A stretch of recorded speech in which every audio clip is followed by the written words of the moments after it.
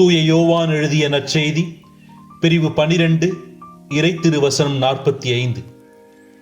இயேசு உரத்த குரலில் கூறியது, என்னிடம் நம்பிக்கை கொள்பவர் என்னிடம் மட்டுமல்ல, என்னை அனுப்பியவரிடமே நம்பிக்கை கொள்கிறார்.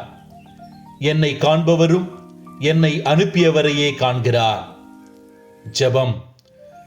நம்பிக்கை என்னும் நல்விதையை எம் மனதில் ஊன்றிய இயேசுவே, உம்மை நம்புபவர் உம்மை அனுப்பிய இறைவனையே நம்புகின்றார் என்று எடுத்துரைத்தவரே, உம்மில் நாங்கள் நம்பிக்கை கொள்கின்றோம்.